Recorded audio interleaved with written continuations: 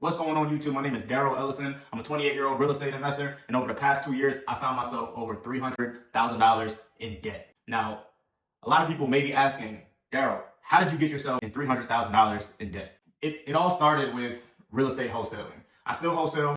In 2022, 2023, I figured it was okay for me to stop just wholesaling real estate and start to buy real estate. Now, I had a reserve of funds. I had cash set aside. I had about $40,000, $50,000 set aside that all came from wholesaling real estate. So then I thought, the next step is to start buying real estate. I got into this program that taught me how to buy real estate with no credit, no cash, no credentials. It taught me how to buy houses subject to the existing mortgage. So what I was doing was finding people who were in distressed situations. Maybe they were about to lose their house. Maybe they had no equity in their house and they really needed to sell it for whatever reason. And I would say, hey, nobody else can buy your house. You can't sell your house. So here's what we can do. Just let me take over your mortgage. I'll make the payments on your behalf every single month. I'll pay you some money to walk away. And now I will take over this problem for you and I'll turn it into cash flow. Or else that's what I thought I was going to do. I thought I was going to turn it into cash flow. I thought I was going to be able to get $400 or $500, $600 a month from each property and start to generate that passive income. Now, I had the right idea, but I went about it so wrong in so many different ways. And in this video, I'm going to explain 5 lessons that I've learned and 5 mistakes that I made in this process so you don't have to make those same mistakes. I told you that I had about $40,000, $50,000 in cash reserves set aside in a bank account. Now, the program that I was learning from taught me how to buy this real estate with none of my own money. So I also learned how to raise private capital. So I would come to people and I would say, hey, I have a great opportunity with this house. And I would show them the opportunity. I would say, this is how much money we can make. This is how much money you can make. I would just need you to make an investment of X amount. We'll buy this together. We'll either be partners or I'll pay you simple interest every single month. And at the end of 2, 3, 4 years, you're going to get paid back all your money plus the interest that you made over those years. Now, I went about that all wrong. Now, the concept is good, right? You always hear the phrase OPM, other people's money. Use other people's money. Don't use your own, because then you could put your money into something else that's going to make you more money. You can invest your money, right? Now, here's where I made the mistakes. Number 1, the properties that I was buying didn't have any equity at all. Now, I was taught that you didn't need equity when you're buying houses this way. And I was drinking that Kool-Aid. I'm like, okay, I don't need any equity. All I care about is cash flow. But what happens if that house doesn't cash flow and you need to sell it? You're going to be in the same position that seller was just in, that you tried to help out of a situation. And now, even worse, you're hurting their credit even more because you took over a problem that you couldn't solve. And that's exactly where I was at. I had a few properties and still have a few properties that I need to get off my books that I cannot sell because I have no equity. So if you're buying a house, if you're buying a real estate property looking to rent it out or make some type of profit, you need to make sure you have equity, especially if you're a lender and you're looking to lend onto deals and you're new in real estate, you're looking to invest your money into real estate. Make sure that house has equity, because if it doesn't, your borrower is going to be stuck. And if your borrower is stuck, that means your money is stuck. Now, all this would have been good if I would have been able to cash flow, but I couldn't. So, and the reason why I couldn't cash flow is because I bought these houses with only one cash flow strategy in mind. I was looking to wrap the properties. So imagine I take over somebody's loan. I find somebody else who doesn't have credit or credentials, but they have cash, and I put my own terms on top of that loan. So essentially, I would finance somebody else with somebody else's loan. So I was taking Pete's loan. He owed $100,000, paid $1,000 a month at a 3% interest rate. What I would do is I would find Jerry, who really wanted to be a homeowner but didn't have the credit and he had cash. Jerry would pay me $20,000 to $30,000 down and pay me $1,500, $1,600 a month at a 6% interest rate. So I would put my own terms on top of the existing terms and hope to cash flow. Now, the issue with that is it's not easy to find somebody with $30,000 down or the ability to make that payment. Their credit is bad for a reason. They can't get a loan from a bank for a reason. So it makes that process a lot harder. And then when I did find people for those loans, a lot of times it didn't work out. I'm being sued right now from somebody who I sold a house to this way, and he just decided not to pay me. I couldn't evict him because it's in a tenant-friendly state, and he's technically the owner, and it made my process very hard. So I'm getting sued by him, and the homeowner is pissed at me because I got her in this situation. Okay, so that was mistake number 2. I only had one exit strategy. Looking back now, I'm not buying houses or properties unless I have multiple exit strategies or multiple ways to get cash flow at one time. So mistake number 1, I had no equity. Mistake number 2, I only had one cash flow strategy. Mistake number 3, I brought in partners and didn't set proper expectations. When I brought in my funding partners, my money partners, I made it sound so good, and I didn't really talk about what could go wrong. and set that expectation up front. Now, I myself was ignorant to what could go wrong. I pictured that this would all go smooth and dandy because I did a couple deals like this in the past, and I wasn't 100% sure about what problems were ahead of me. So we didn't talk about worst case scenarios. Our paperwork wasn't right. So now I lost a lot of relationships. I lost friends that I brought into these situations without a clear path to get out.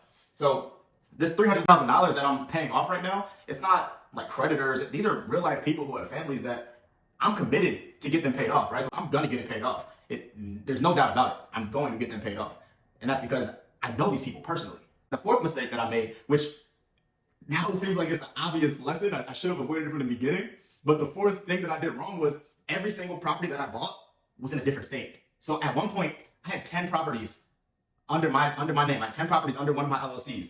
And about 8 of them were not cash flowing at the same time. So remember that $40,000 that I had saved up? Every single month, that money was bleeding, paying mortgages on houses that nobody was living in. Nobody was touching. Nobody was there. I had no crews, no teams set up in these specific places. I was buying these houses because I could.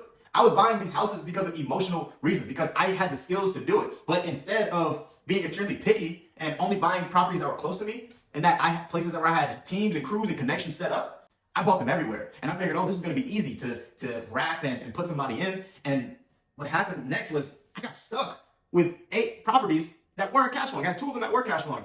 8 of them were not. So $40,000 saved up. I found myself in a position where I'm paying $10,000 to $12,000 a month in expenses on houses that I don't live in. Now remember, I still have bills and a life myself. I still have to take care of my family. I still have to eat. I still have to pay my rent. And all my money, every single month, I was just watching it drain to these houses. The last mistake that I made was I didn't stop the bleeding fast enough. I should have seen the fact that I wasn't gonna get out of this with my original plan. I should have stopped paying immediately and came up with solutions rather than going a year and a half paying these mortgages, paying these debts without a solution. I should have talked to my lenders. I should have talked to my partners. I should have had better communication and came up with a plan, a concise plan to get rid of this rather than trying to do it all on my own. Okay? Now, that's what I did wrong, right? I also did a lot, right? And during this time, I've gained so many skills and lessons that only somebody who has gone through this can learn. Now, I'm going to do my part, and I'm going to share so many more lessons and so many more insights that I've got throughout this time period on this YouTube channel. So if you're not subscribed yet, make sure you subscribe so you can learn the lessons without having to touch the stove. I had to touch the stove, and that's okay, because all this that I'm going through is build a character. Most people who would go through a similar situation like this would quit. They would give up because they feel like they have this dark cloud over their head. They have $300,000 in debt. They have pissed off lenders that are reaching out to them every single day, demanding for their money, knocking on the door. Where's my money at? You're getting lawsuits, trying to figure out when they're gonna get paid back. A lot of people would crumble. A lot of people would get a 9 to 5. A lot of people would file bankruptcy. But I'm not doing that. I gained skills throughout this process that is going to allow me to pay these people off within the next 2 years. I'm going to be debt free within the next 2 years. And here's my plan. I'm going to wholesale my ass off. Number 1. We're doing inbound marketing. We're doing cold calling. We're doing PPC. I'm sending text blast. My goal is to wholesale so many deals that I'm going to have to build a big team to be able to keep up with it. Right now, it's me on the phones, right? So if you're already subscribed to my YouTube channel, you may see me calling sellers live. You may be in the Discord channel. Link is below. You may be in the Discord channel. You may see me calling in the virtual office and posting call recordings. So you're going to see the growth from where I'm at now, building this foundation, to being at the top of my game, right? I've done it before. So now I just need to saddle up and do it again, which it's not going to be easy, but it's going to be simple. Because yes, I may be in a tough position financially at this moment, but what I didn't lose was my education. That's something that nobody could ever take from me. The skills that I learned, nobody could ever take that from me. So what I'm going to do is I'm going to bring you along the journey, and you're going to see how I'm going to rebuild from point A to point Z. And if you want to be a part of that, you can join the Discord. The Discord is free. I'm not asking for anything. There's free resources when you join the Discord. Just click the link below. I'll see you inside. Next thing I'm going to do, I'm minimizing my expenses. This house that you see me in, this was a dream house for me. It's a house on the water. I love this house. I bought it subject to. It was a great deal. We renovated it exactly how we wanted it.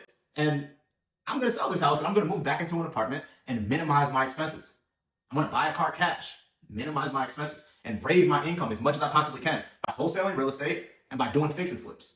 If you want to be a part of this journey, if you're like, Daryl, I want to learn how to wholesale real estate myself, join the Discord, and I'm going to be giving you the blueprint that I use inside my own business. So not only can you watch in the Discord, you can join and you can be a part of my team. You can work with me and close deals as I close deals. Next thing I'm gonna do is I'm gonna do fix and flips. Phoenix, Arizona. If you are a wholesaler in Phoenix, Arizona, send me your deals. I'm looking to do fix and flips in East Valley, West Valley, Central Phoenix, literally anywhere that's a good deal. I have the funding. I have the people that can fund on the deals. I have the experience. I have the knowledge. So I'm going to use that to my advantage. There's a story in the Bible where there's a widow. She has her 2 sons and she's in debt. Her husband died and now she's in debt up to her neck. The creditors are coming, and back in that time, when you're in debt, they take your children and they make them slaves. So she was hysterical. She came to Elisha and she asked Elijah, what do I do? And his response was funny. He's like, well, what do you want me to do? Right? What should I do for you? And then he asked her a simple question. He said, what do you have in your house? Right? She said, I have nothing but oil. Okay, so the first thing is like, what do I have in my house? What do I have that I can provide value with? That's the education we just talked about. I know how to wholesale. I know how to fix and flip. I know real estate like the back of my hand, right? So what I have in my house is the knowledge and the education to be able to execute and make a lot of money in a short amount of time, right? The next thing he told her to do was go to your neighbors. She said, I have oil. He said, go to your neighbors, borrow jars, put the oil in those jars, and go out and sell those jars. So that's what I'm doing myself, right? If in order to get out of debt, I'm gonna need to borrow more money to pay this debt off. And when I mean borrow more money, I'm not borrowing it for like personal loans. I'm borrowing money based on real assets that I'm going to do fix and flips with. It's a completely different game. I'm not borrowing money for long-term wealth right now. I'm borrowing money for short-term fix and flips. So these are 2 to 3 months, 90 days where I'm in and out. We're doing renovations, putting it on the market, flipping it, selling it. Getting the lender paid back your money, I make my money at the end, right? So what do you have in your house? Borrow and sell. Go make the money back, sell the people, give the people what you borrowed back, and get out of debt. That's my plan. So if you're rocking with me, I'm going to be posting videos talking about my journey weekly. I'm going to start off once a week. Eventually, I'm going to start posting more on YouTube, but I'm looking to grow this channel. So if you are with me, if you're interested in following me throughout this journey, make sure you subscribe, put the reminders on. If you are actively wholesaling or looking to wholesale yourself or in real estate yourself, join the Discord and reach out to me. I'm active in the Discord. So if you want to talk to me, hit me up in the Discord. If you want to work with me and do deals, if you have a deal in Phoenix, Arizona, send it to me through the Discord. It's free. I provide a lot of value in there every single week. I'm excited to see you. I'm excited to meet you. I'm excited for this journey. Listen, I picture myself every single day at the end of this tunnel, right? There's no way that I'm going to stay here. God didn't bring me this far just to bring me this far.